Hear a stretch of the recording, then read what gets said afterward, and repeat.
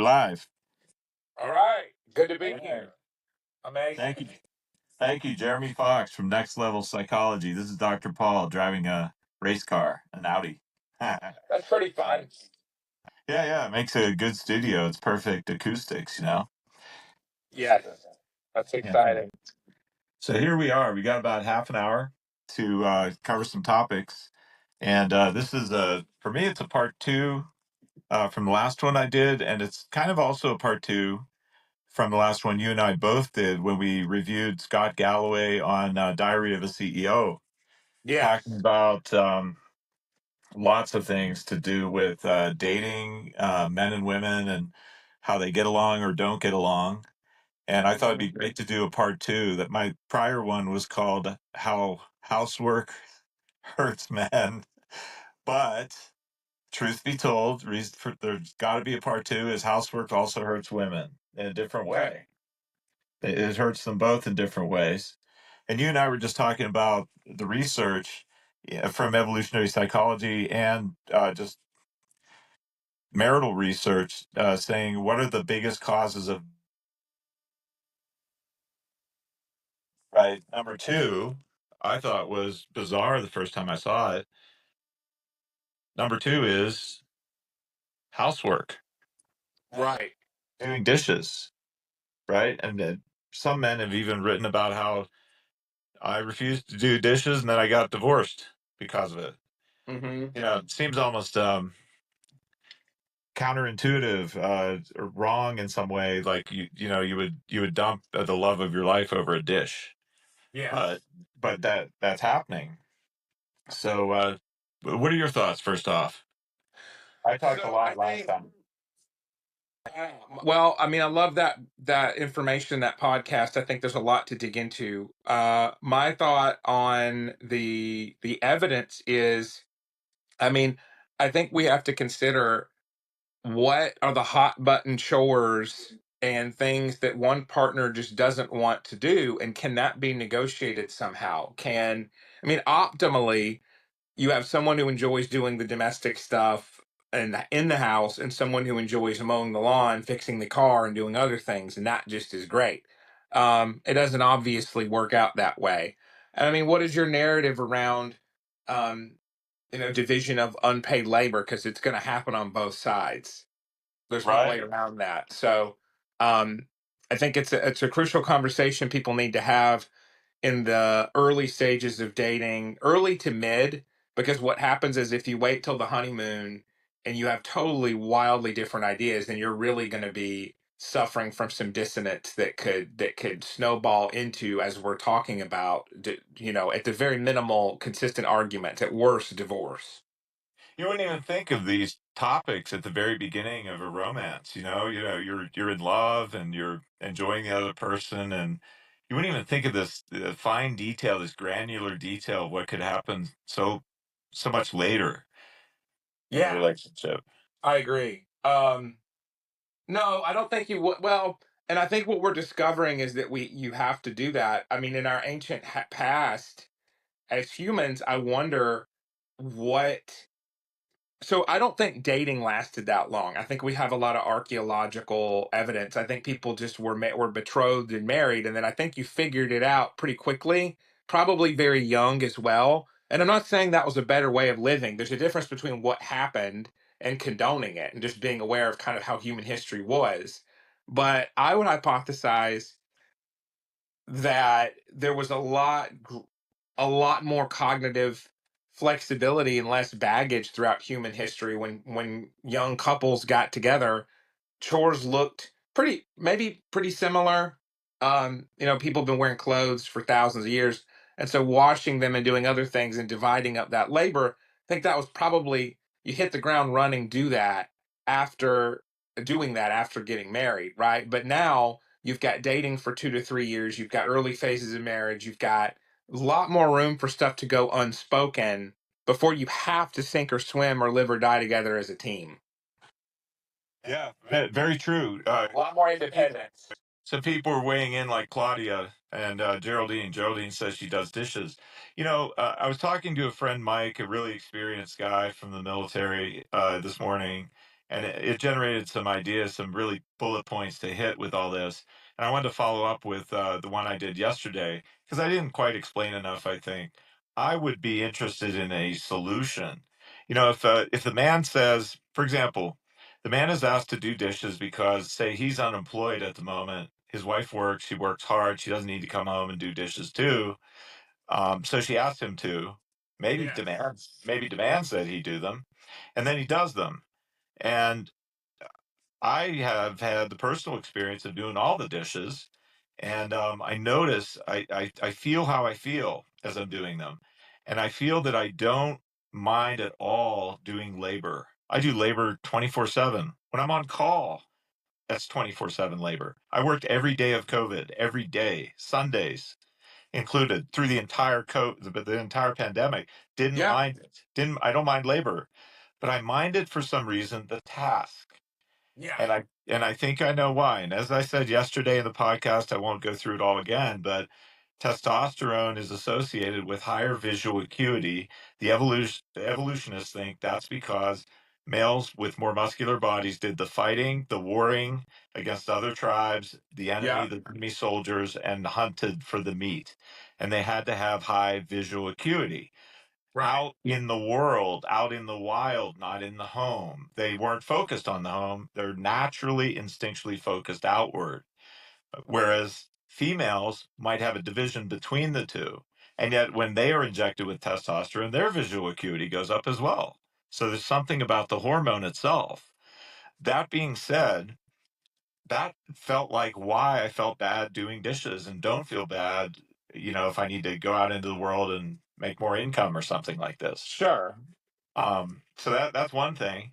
Another thing is the concept of unpaid labor. Yes. What does that mean to everybody? My buddy gave the example of, well, what if the woman makes $10 million a year and the man's unemployed? He's got to do something. He's got to contribute something. Agreed. So, so what if he contributes doing housework, taking care of the kids? Great. But then why do they still end up divorced? He did as he was told, they still end up divorced, which I think gets to the crux of the matter.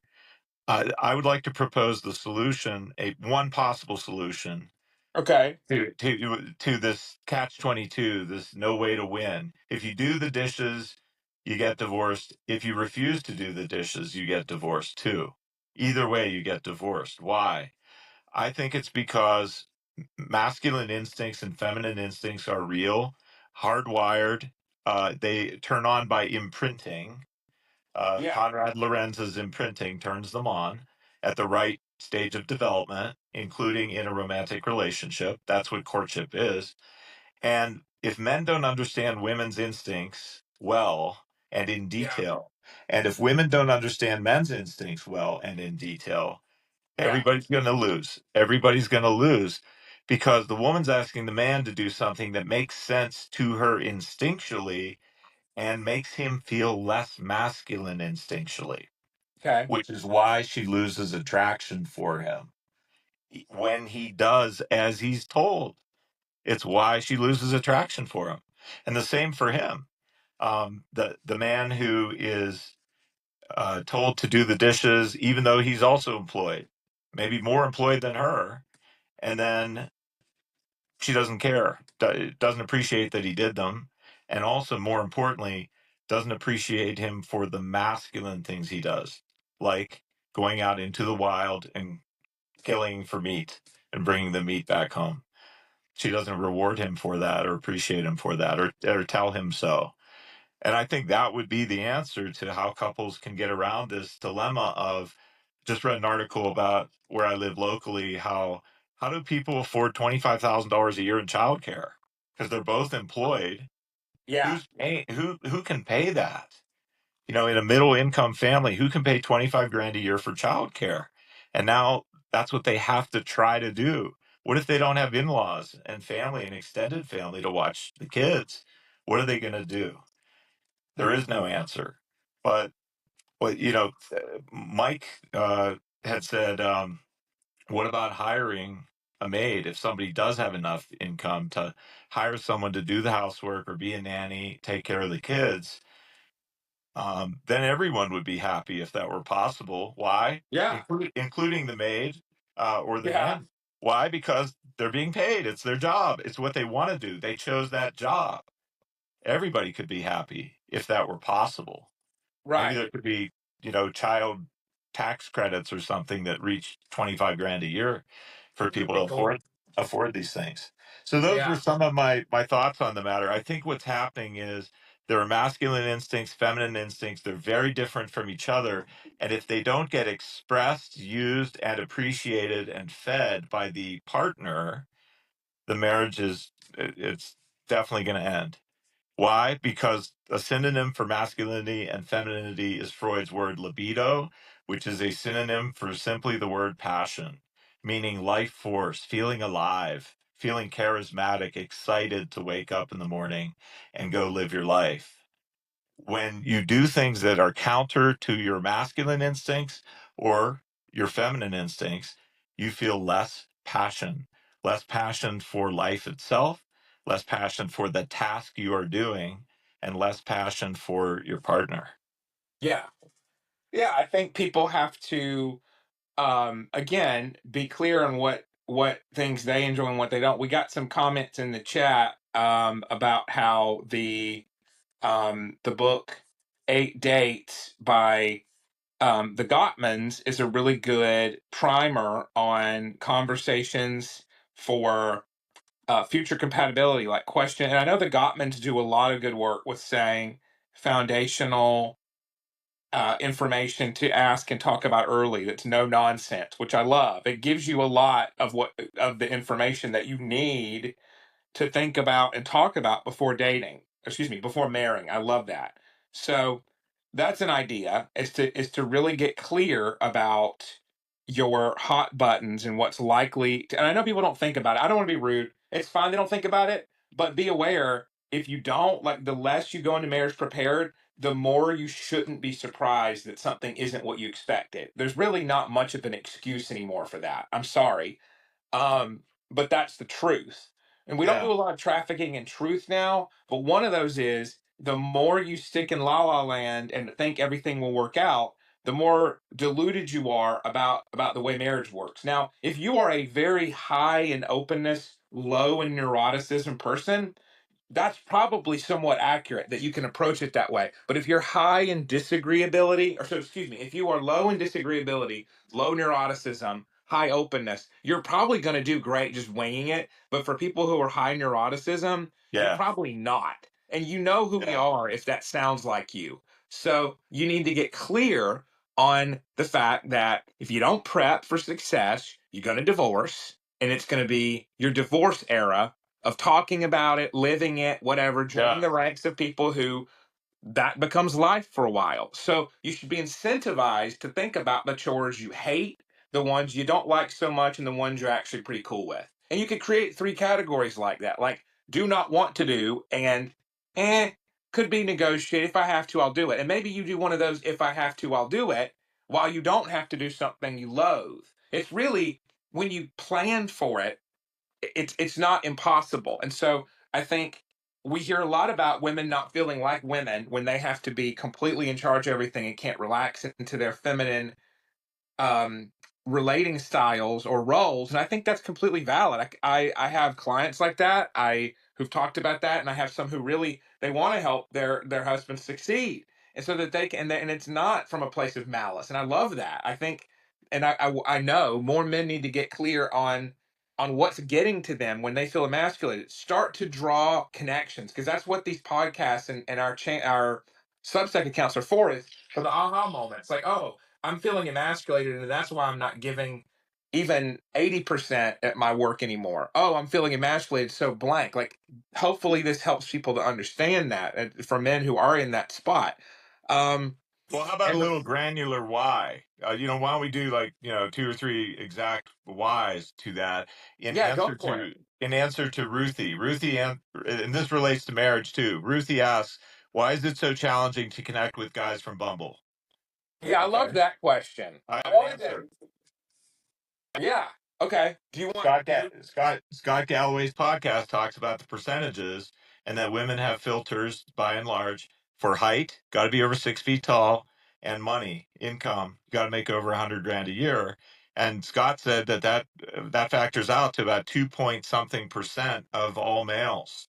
That only 2 point something percent of all males are even within the filter of the women on the dating sites generally, right? And that would include Bingo. Bumble. So that means you're pursuing a top 2% of all males. That's what you're pursuing.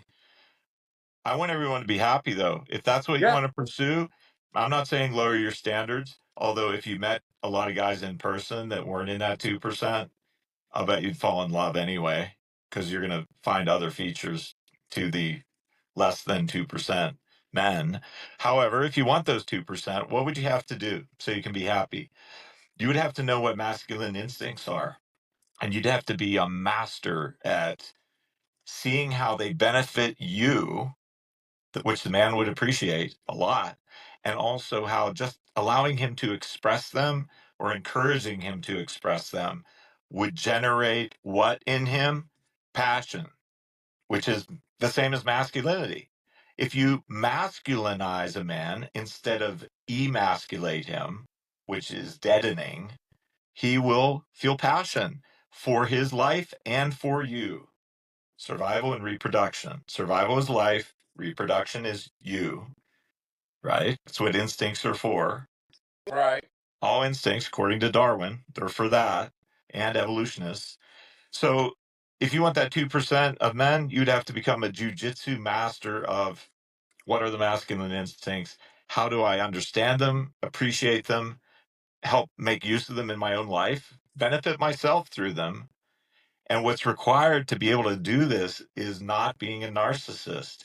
If you know you're not, if you know you're an empath, you care about people, you do the right things, you have good conduct and morals and ethics, and you find that in others. You want to find that in others. You got to screen for that before any of this other stuff. You got to screen that 2% of men that you're after for narcissism. There's going to be quite a bit of it there, but you got to know the earmarks of it, like the narcissistic abuse terminologies. And if the man doesn't do those things, then you're assured he's not very narcissistic at all. Then know the masculine instincts and feed them, empower them, make use of them, enjoy them. Example, number one, John Barry found the provider protector instinct. I call it the Zeus instinct because that's what Zeus did in Greek mythology. He was the father who provides, he protects. So appreciate him for providing whatever he provides in income and protecting you in some way, whether it's financially or even physically. You're walking down the street and he stands between you and male strangers, protects you from danger, protects the children from danger. That's the Zeus. A second one John Barry found, I call it the Aries instinct. It's the fighting to win instinct. You could call it the killer instinct. Like when we say somebody just made a killing, we don't mean they killed someone. We mean they made a lot of money. That's making a killing. It's killing the deer, though, to bring the deer meat home. In the ancient tribal living, that's your income. So when he is out there in the world kicking butt with career, making income, he's making a killing. That's the Aries instinct. It also might be man to man competition, though. There could be competing suitors, even if you're married. He needs to coolly, calmly, stoically be able to dispense with competitors, romantic competitors, and also career competitors. If a woman were to tell her husband, "Wow, I loved how you really dressed down that mean, ignorant man who was shouting at us as we walked down the street. You really schooled him." If a woman said that to a man, maybe sounds a little low class, right? But the instincts are low class. They're animalistic. She would be feeding the animal in the man to compliment him for his competitive prowess. So that's number two, the Aries instinct. Aries was the god of war. And we'll do just one more from me, and then Jeremy, I want to hear from you. The third one I call the Hades instinct. That's the god of the underworld. The underworld is symbolic of the human unconscious. So that is the man in his unconscious, in his cave. When we say a man has to have a man cave, or Scott Galloway said there are no more public spaces just for males, that's what we're talking about.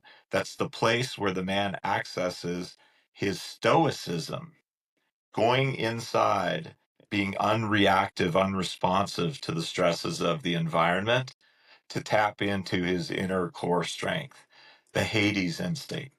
When a woman allows a man to have privacy, to not know where he is at every moment of the day, to not track him in some way, to not call him and say, "Where the heck are you?"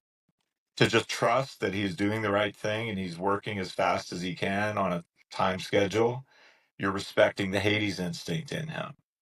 Or when you settle into your femininity because of his stoic strength and silence, maybe he's reading something.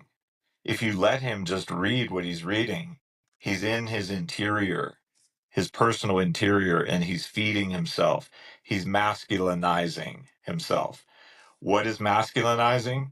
It's higher power in him, libido, or passion.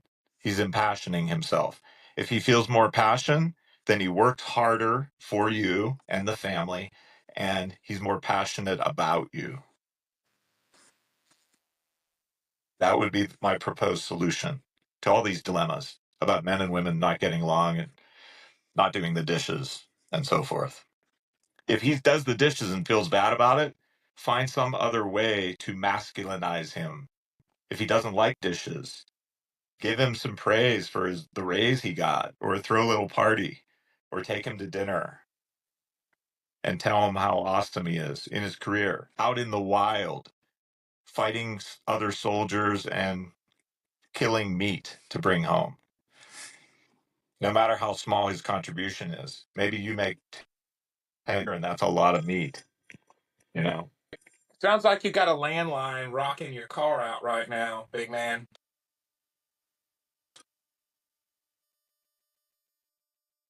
Well, there went my connection. I don't know whose it was on, whose end it was on. Were you getting a call about Some other were those call. were those I, dishes calling, ready to be washed? no, they weren't. They weren't, in Refrigerator, fact. I'm surprised. the I am refrigerator surprised. I running. am surprised. That does hurt my feelings when that occurs, especially when I'm out in the wild like I am right now, doing something impassioning. I Yeah. love doing this. I So love doing yeah. Um, well, I love that we got a comment saying Debbie does the dishes because man, Geraldine, that's quite the reference that I'm not going to spell out on our PG-13 podcast. But I have to say that direction of dialogue and humor is definitely something I welcome. It makes good radio. So, I love all of that's a lot to unpack. Now, you and I have been talking. So you added the instincts onto, excuse me, you added the Greek mythos component to these instincts that um, Seeger and Barry have elucidated. I'm going to say, Yes. have drawn attention to through um, factor analysis, right? So they're just discovered, like you discover land that existed there. So um, providing, protecting, fighting, winning, and emotion regulation. That's really Yeah. three. The first two are, hyphenate, or they have a slash. They're synonymous. So you've got these things that men do that are found attractive, and it's funny. People will say things like, "Oh, well, I wasn't taught how to do taxes in school, but I sure learned about mitochondria." It's very much like that, where as men, you don't learn, "Oh, well, providing, protecting, fighting, and winning are what to do." Well, I mean, yes and no, right? So a lot of our stories, a lot of our mythological stories, even the Marvel movies that we've talked about, have fighting and winning, standing up for something, being able. And I think a really good example of the emotion regulation one, which I think is less easy for people to conceptualize sometimes, is you said Batman going to the Batcave, right? I think the hero having to overcome his fear, having that turning point moment of, oh, I'm fighting for something more than myself. That tends to be where I think it's shown in an action way that moving past your own emotions component, because you have to regulate your emotions to fight the villain. You can't be in your own feelings and pull away. You So can't cry while you're on the a hunt or you're going into battle. You can't be crying. You're going to ruin the yes. morale of your colleagues who are fighting with you. Um, yes, absolutely. I mean, you can't, there's a time and place. So I would say, um, my thoughts on it are men have to understand what it is and cut through the noise. Okay. So understand that, um, you need to have something that you care about and you're passionate about. Now, this is where men get confused. And I really, really, really want to drop this gem here, because there are many men who make six figures or who make a lot of money beneath or below that, and they do not have charisma or they do not appeal to women. Generally, if women want to date a guy now, okay, I'm gonna be really clear. In the year, well, I'm not gonna say the year. I want this to be a perennial podcast, but past the year 2020, that's where we are right now. If you're dating as a guy and you think money's the only thing, you're presenting yourself as a pocketbook. Don't get mad when that's what you're turned into. You've Oh, got to have dynamism. You've got to be interesting. Being interesting is an art. You can practice it, but you can't just take one of these things that we're talking about, like be stoic and that's it. Well, you're a strong silent type, but what's behind that? You're just a silent type. You're not even strong. You can't just be the strong guy who yeah, you're yells and Joey screams. on Friends. You're just Joey on Friends. You're just Joanne Friends. And if you are a brute, then you may appeal to women instinctually initially, but you're going to either frighten her or you're going to get in so many fights with other men that you're unavailable to her because you're in prison or not alive. So basically, men have their homework through recognizing the instincts. You have to be aware of those. You have to be aware of what you're likely to enjoy and not. And the same thing with women. What chores are you likely to enjoy and not? And enjoy I use very loosely. I use it in the sense of what do you feel humiliated by versus not, right? Sometimes women feel humiliated by certain things, sometimes men do. So, women don't want to be used and left. Men don't want to feel that they don't measure up, that they are somehow less than or disrespect. I like what you brought up of have a celebratory meal for a raise. I mean, there's bridal Yeah. showers, baby showers they call it, of course. For men, I'm not saying we put raise or CEO promotion showers in the same level. I wouldn't say that. I would say that and where we're getting to is using ritual. I'd say they're equal and parallel, actually. I'd say they're the exact same thing, gender translated. Well, that's an interesting, The man's baby that he literally directly gives birth to is his career or his creative invention. yeah, That's I his mean, so baby. I think. Well, where we are now, the in culture, we can do both. And the solution to most of this stuff Yeah, is dialectical behavior thinking, DBT thinking, dialectic thinking. Yes, and both and. So basically, like it's beautiful to bring a life in the world. For a lot of history, yeah.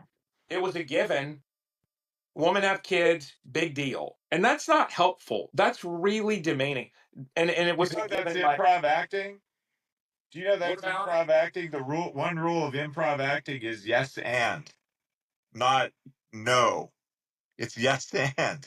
It's a big rule of actors working Oh, together. I I love mean, it that. shows Yes, collaboration. That is collaboration.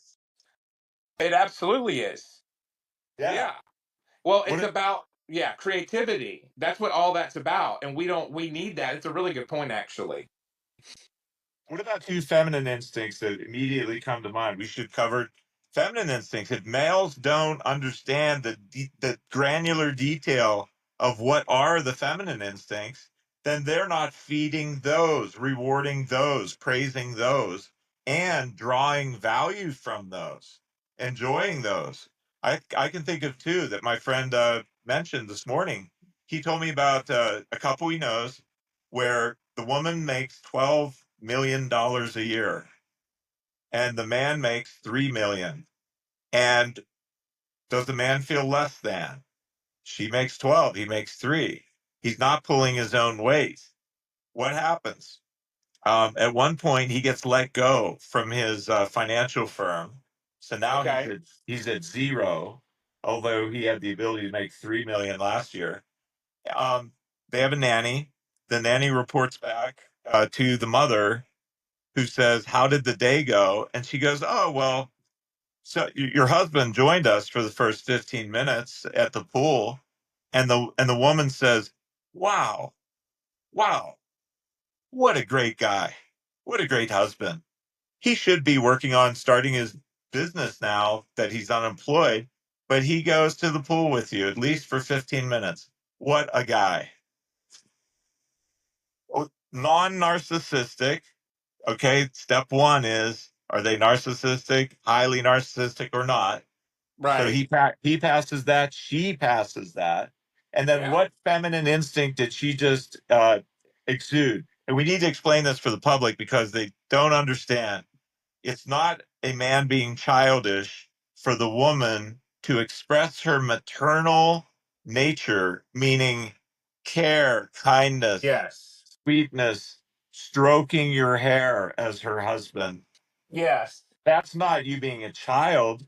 That's simply her using what I call her Hera instinct, who was the twin godhead with Zeus on Mount Olympus. She was equal in strength and power to Zeus. She happened to be his wife. He happened to be her husband.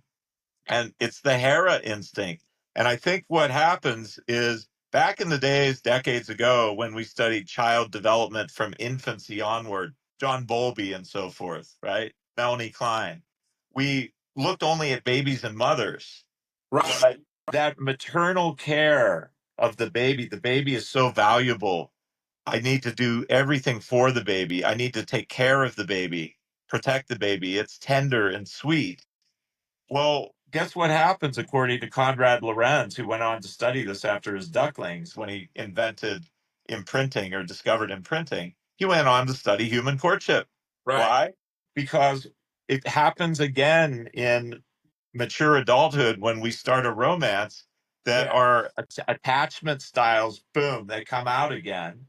And the same instincts that maybe were applied to us when we were infants or children and by us are applied again within the romance. Did you ever hear of a time in history when men and women called each other baby? Oh, Baby. absolutely. That's Why a would you big call a thing. person a baby? Is that insulting? Or is it Mhm. a word of tenderness and Yeah. caring?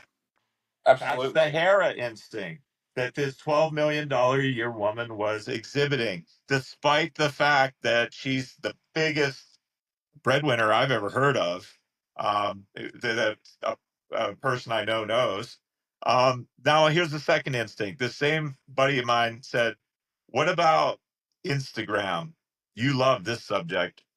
What about how Instagram causes males and females, but especially females, and we know this from Teen Girls and Jonathan Haidt's work, Yes. it causes them to have jealousy. Well, not jealousy, maybe jealousy, but comparing themselves to all these people climbing Mount Everest and being in Costa Rica hiking and being on the beach and always being on vacation.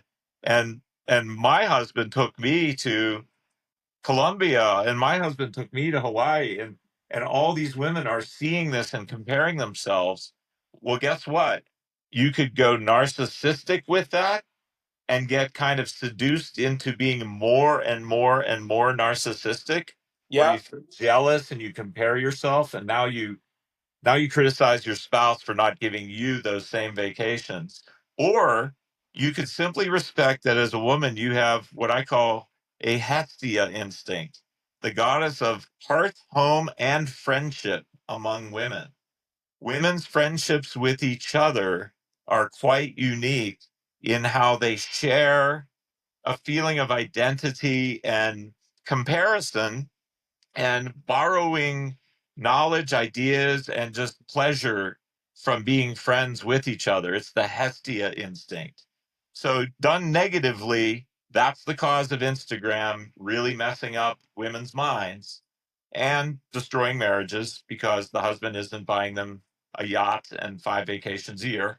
Or instead, it could have encouraged just friendship among women and the development of that and enjoyment of that.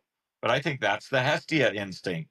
And if a man feels threatened by a woman enjoying her friends and her friends' opinions, and maybe even sharing some personal things with her friends, maybe even about you, and certainly about herself, you as the man need to encourage that, enjoy that your wife feels pleasure from that, feels more impassioned by her connections to friends. And if you ever hear her say, I feel lonely, and you take it as if it's your fault, you're wrong. She may be lonely because she needs those friendship connections with other women.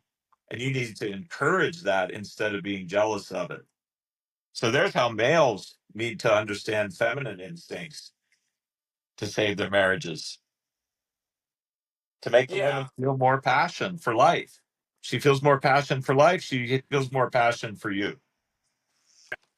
Yeah, I think that I mean, and you look at how in the past men went to smoking rooms and they did league like bowling leagues or they did lodges. I mean, you name it. And if a man wasn't doing that, or if he, that would have been seen as, oh well, maybe even more social, or if he was doing those things, it wouldn't have been seen as, I as the wife am not good enough for him. So I think something happened, and there's articles about this. Something happened in the 20th century and beyond and accelerated our current era, where male friendship and camaraderie was either viewed suspiciously as potentially gay, or as unnecessary, or as a boys' club, or as threatening and negative in its impact upon marriage. So if you think about it, you see a lot of media portrayal about men's friendships and time together as kind of this unnecessary boys being boys wastefulness.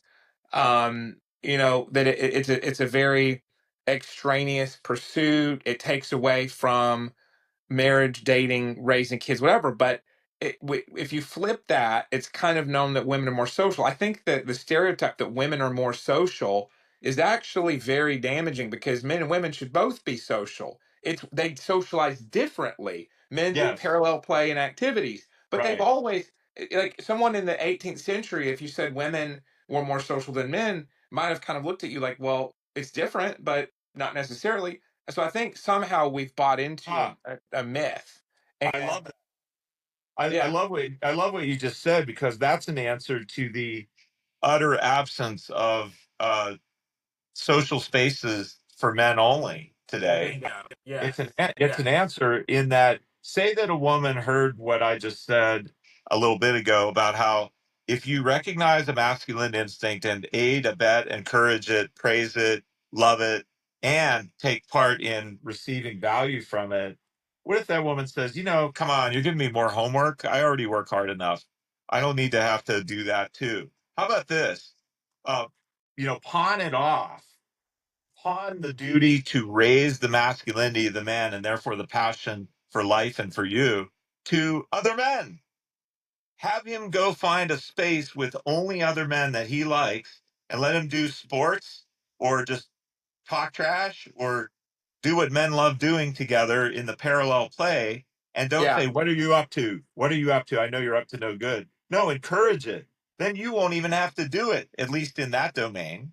Yeah. He will masculinize, in other words, by being around other men, as long as it's a group effort to win something, Yeah. like sports, which feeds the Aries instinct, by the way, of John Right. Aries that we talked about. So have him go win with other men at something. It could be an Yeah. intellectual win. It could be getting a patent together with other men, starting a business with other men. It could be watching sports instead of playing sports Yeah. with other men. Encourage him to go do that, and he'll Right. Well, masculine. He'll have well, more for here's you. more what?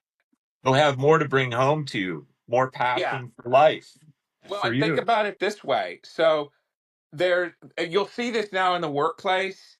I mean, even Family Guy was making light of the different way men and women communicate and showing like Peter Griffin, who's a known cartoon idiot, and offensive, like kind of like Homer Simpson dialed up 20 times. So he makes a joke and he offends a female coworker. Well, and I heard recently, I watched a YouTube video about a podcaster, a male comedian podcaster, going on the show with a female comedian podcaster, and his humor. He said, let's get this over with. And it really offended her. But he says that line often, and he's very sarcastic. And so, what men socializing with other men who can take that level of ribbing and sarcasm as kind of the default male humor Yeah. is beneficial compared to trying to deploy that Yeah. on your female relationships that were socialized. Women don't really talk to each other that way. So you also get the benefit with a group of guy friends that you're not going to have to backpedal and explain every joke you're making. Now, again, I know there's exceptions. There's lots of women who can Yeah. hang with that level of sarcasm, especially if they worked in the military or first responders or they're therapists who work with trauma and they are rough and tumble. But it's not everybody. Just like all men aren't, it's just like there are a lot of emotionally intelligent men who work in fields like you and I do. So there's exceptions, of course, but it's interesting to see why same gender, same orientation friendships can work out well because they're just things you take for granted. It's like culture. Men and women have different cultures and they don't always Yeah. translate. Yeah. Well, it's not like men are passionate romantically for each other necessarily when they gather in a Right. group, but Exactly. they do impassion each other by teaming up to try to win. But use of the stoicism instinct, what I call the Hades instinct. Have you ever seen Pete Davidson from Saturday Night Live when he's the pool boy and the middle aged cougar woman is like, "Hey, buddy, I want to sleep with you," and he's like, "Okay, okay." He just says, "Okay." And she's like, "Hey, bring in the groceries." He goes, "Okay." She's like, "All right, get in bed with me." He's like, "Okay." He just keeps saying, "Okay." The Yeah. pool That's boy. funny. But he's masculine in doing that. It's not that he's just sarcastically negating the woman, although maybe that's implied too somehow. But he's being stoic. He's Yeah. just he's like a brick wall. Okay, I'll do as I'm told. Okay. Yeah. Yeah, well, so Pete Davidson, I actually thought you were going to bring up another example that I'm going to bring up of him Oh, that's man very park. interesting as well. Man So park. Pete, what did you say? Man park. Instead of dog park, man Yeah, park. yeah, where they, I didn't even think of that one, where Marvel. they, Marvel. Marvel. Marvel. yes, yes, where men go to socialize because they don't have friendships, and the women have to go take them like dogs to park. I love it. So, another example though, Pete Davidson lost his father in 9/11, like as a Yeah. first responder. So, Pete Davidson was at a roast, which is for people not in the know, like a big gathering where a comedian is made fun of lovingly, and Pete was one of the roasters, and somebody made a joke about Pete's dad passing away, and Pete himself spoke up and said, "Yeah, it's fine. Like I'm not offended." He said he used other words for that, but it was like he was very stoic about his own loss, and he handles it with comedy. And so that's actually another example Wow. of Davidson. Man, we've got Davidson as this stoic Wow. icon. I think that could get some Yeah. mileage there. Yeah. He's I mean, that's amazing. He must be free of trauma to a large degree to be able to do that, instead of burst into tears. It's a pretty That's, big deal, yeah, I would yeah, that's say. amazing strength. But you see, guys, in the end, there are all these troubles in the world and there's all this hatred and a lot of well, it's all narcissism. Anytime you see something negative, sad, abusive, it's narcissism. So step one of anything you do romantically, maritally, or in dating, screen for narcissism in others and maybe in yourself too, because we all have at least a small degree of it. We all do, and try to shed it from yourself and really recognize it in others so you can get good people in your life. But once you do, that's not enough. You need to understand the instincts of the other biological sex Yeah, and to enjoy them, encourage them, masculinize or feminize them, because that equals impassioning someone else. So that woman, Ruth, was it Ruthie, who wanted to know, how do I get men on Bumble to respond? They're the 2%, top 2%. If that's what you want, you can get it. But the only way to get it is A, screen for narcissism. There's going to be a lot of them. Once you find the ones who aren't so narcissistic, you better be a master of what are the masculine instincts and encourage them, because it means passion for you. and passion for life. And as a non narcissist, he won't be off to the races with other women using the Yeah. path that you gave him. I think a lot of women are afraid that if they love a man, give him love, that he's going to just abscond with it and run away somewhere else. And that's why they won't do it. Yeah. You know, it's like bitterness. Um, yeah. Well, yeah, I mean that's not men can get addicted to that, right? Like it's not it's I don't know. Men and women respond differently to a lot of attention. I mean, a lot of men don't get any at all. So it's not the same thing where they're going to react. They might act suspiciously, especially guys who do receive attention. It's very interesting. It's a very complicated topic, but I agree with you. I mean, if you read The Laws of Power by Robert Greene or The Art of Seduction, I mean, he talks about being the perfect courtesan, right? Courtier, someone who knows how to make conversation and be charming. And so, kings and their concubines and affair, like people would try to latch onto kings, and a lot of that involved being very intriguing and having the ability to make good conversation. And so I think the skills you're talking about involve those of being very aware of the social ecosystem. Right now, we are live again. Yeah. Steve Wow. Campbell's on there, which is awesome. Ruthie as well. So sorry we got cut off, guys. The idea is a solution for all this. It's not let's take one side or the other. Let's complain about our tribe of men or our tribe of women and diss the other. Yeah, let's try to solve some things. But it's number Right. step number one is gonna be, what is narcissism? How do you spot it? What are all the narcissistic abuse, manipulative behaviors? If you see those on the first date, even, get out of there. No matter how wealthy or good looking or tall the guy is, get out. And that'll be hard maybe for some people to do. Same for us as men. If you're on a first date and you see all kinds of passive aggressive manipulative things, devaluing you, accusing you of toxicity or some ridiculous thing that doesn't exist, um, it's being projected by the person, get out, no matter how beautiful they are. um, Right. so yeah. Right, problem solving, says Geraldine. Oh, I know what I was doing. I was trying to answer the man um, who said he had two disagreements with unspoken assumptions. He's reading my mind, I guess, if they're unspoken, but he listed them, and one was that I'm assuming all women dislike, that all women have to have a perfect home. No, I'm not. But this gives you and me, Jeremy, a way to put a period on the sentence, which is to say that you always, always, always remember the concept of a bell curve.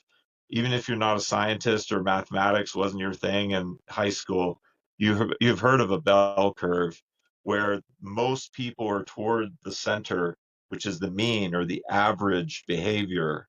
Most people are close to that. And of Right. course, there are exceptional people who would love housework and others who would hate it.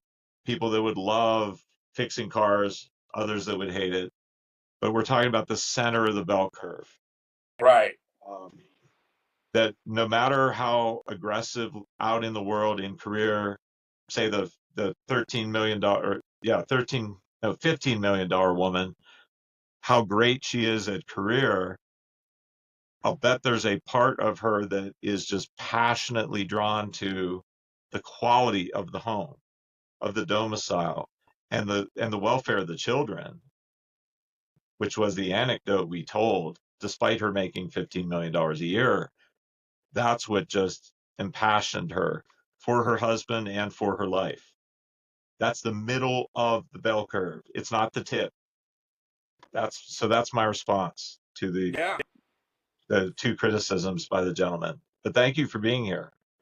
Um, so anyway, any uh, any last words, Jeremy? Yeah, I would say I think we need to be really clear on what women and men need. And I'm excited because there really isn't a better time to have this conversation than now. So, with that, episode of Diary of a CEO about dating apps making incels. I think that's what it's called. Yeah. Um, there's really a lot of meat to that about the proper care and feeding of masculinity and femininity, right? So to really take it home, I think that it's a myth that women and men that men are antisocial. I think that, as you brought up, the tendency to go stoic and be emotionally guarded is one instinct of a repertoire. It's one color in the crayon box. It's one color of the rainbow, right? And it's one that has been emphasized for the last 100 some years. But all we have to do is go back in history to look at the story of the 300 that became a movie, or look at superhero teams, or if you look at, for a grisly example, men who are wartime um, battle buddies, or whatever you want to call it, colleagues in a squad. I Yeah. mean, that's a Yeah. serious thing. Male Yeah. friendship has an evolutionary, psychological, sociological basis, all of it. The cord is strong. It's a threefold cord, at least, for that phenomenon. We only have to go to recent history, not ancient. And I think, Well, not only that, John Barry and his team's method of disproving any sociological roots to that consisted of him studying every culture of the world and right, finding the same traits in the males in right, the middle of the bell curve, not on the tip of the bell curve to the top, not on the tip to the other side, but sure, the middle of the bell curve of every world culture. This is what he found. And then what that does is it's a method of eliminating sociology as a factor, meaning little cultural fads, little what's hot, you know, in the last 5 minutes. right. And That, it's time that's somehow tested, definitive of who we are. That right? we It's are that we're Oscar-winning actors who can portray traditional masculine traits. The 80 years we live. Impossible. So that's what he proved as well. It wasn't just proving that there are masculine instincts, it's proving that they are biological, since they are in every culture in the middle of the bell curve. So I thought that was worth noting. Bell curves, they matter. If they weren't existing, then there is no science, there is no psychology, there's nothing to study if there aren't bell curves. Well, there's got to be a precedence for behavior that is instinctual. And so some stuff can be non instinctual, some stuff is. It really is that, we can kind of parse Well, it that way. survival instincts are shared by males and females. I mean, yeah. Remember the Darwinian equation, survival and reproduction? Well, the survival variable is the same in both males and females. You hear a loud noise, you startle, you jump. A bear starts chasing you, you run or try to hit it. If you're male or female, you do the same survivalist thing. But we're not talking about that. We're talking about the other Darwinian variable of the reproductive. Yeah. Well, I would Yeah. say the human, if you go back and look at human um, tribal requirements for people to survive, and there's a lot written on this, by the way. If you check out David Buss's work, if you BUSS, if you check out, um, I might have the book here.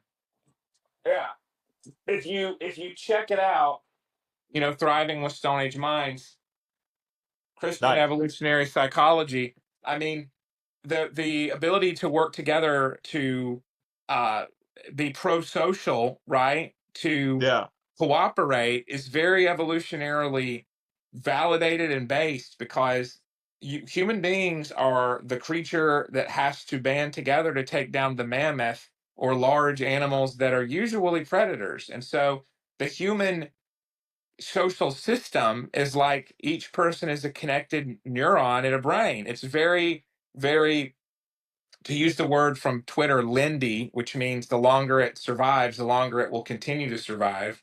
Huh. Uh, Um, and I think we neglect that. And men were a big part of that, because they had to band together to survive against the elements, Yeah. animals, and other humans, which, by the way, gets into story frameworks of man versus God versus nature versus man versus self. You know that literary framework of man versus. I mean, Oh yeah. a Oh lot of yeah. that. I know it Yeah. so much. I know it so much that I build it, that story aspect, I build it into my description of what the Aries instinct does in courtship. Right. And what it does is briefly, I believe the third step of human courtship to be the Athena instinct coming out in the woman, where she's testing the man's level of masculinity. She wants Okay. a winner. She wants to be with a winner. And so that's where she watches or pushes the man to go out into a contest of man versus wild, man versus man, and or man versus woman. Disagree, daring to disagree with the woman or to choose oneself over the woman in early dating. To not just say, "Oh, gee, she's so beautiful. I think I'll just, you know, tell her what she wants to hear." Right? That's failing that Athena test. Man versus man, man versus wild. Did you bring an umbrella? It's raining. Where's your umbrella? You weren't prepared. That's man versus wild, Yeah. simple version. Or man versus man is, hey, that's a mean man yelling at us there on across the street. Right. How are you gonna dispense with this person and, Right. How are you going to provide dispense me with this safety? person? Yeah. And then man versus woman is, How do I you protect disagree. me? Well, did you have Um. enough spine to disagree with me as the woman? Yeah. Do vows matter in modernity today? From Geraldine. I don't know. It's a good question. I have my own thoughts. I was actually going to write a post on this, but I tabled it to make it. I was going to write a note, but I've tabled it to make it a longer post. So I'm not going to give away all the Yeah. sauce now. But I mean, I think vows used to represent a covenant, and I think now it represents a preference for Yeah. the here and now Don't even use that versus. word. Don't even use that word vow. A vow is a vow. It's eternal. It's your lifetime promise. I mean, You do know you? Yeah. well, don't then others who don't think so shouldn't use the word either because they're they're twisting its meaning. Its Well, meaning you is actually, for life. if you Google, I think you should Google if you want. Um, you Yeah. might not want to. There's a new set of vows that I think a therapist wrote that are like, we will be together as long as it is healthy for us both. And Oh so, God. what would you Well, call that? I'm not. Yeah. I'm not going to read that. I'm not going. Well, I think that's why I said. That's That's a. why I That's said called that. a scam. That's a Okay. scam. This is a good clip. This would be a good clip. I can go search for this now. After me saying that, I can search for the word clip in our Okay. podcast. Like that's actually a funny exchange where Yeah, we should do that some other time, but you're like, it makes me angry because it's a scam. That's like a used car salesman selling you a car and saying as is. That's the as is vows. The car is as is, buddy. look, I'm just here to comment on the news. I I'm know. I'm not saying, saying you wrote it. You didn't write I know. those No, no. vows. I'm just saying people can choose what they want. My thing is this is where I'll maybe land the plane for me. I'm big on people doing what they want to do as long as they know the risks and the benefits. If you are okay being in a situationship or a Yeah. marriage that you both can leave at any time without stigma, somebody can leave you. So listen, choose what you want. We live in America. We live in an era where you can do what you want and set your own parameters and life quest, but don't be heartbroken or bereft if somebody does to you what you would do to others. That's all I would say is take the morals out of it.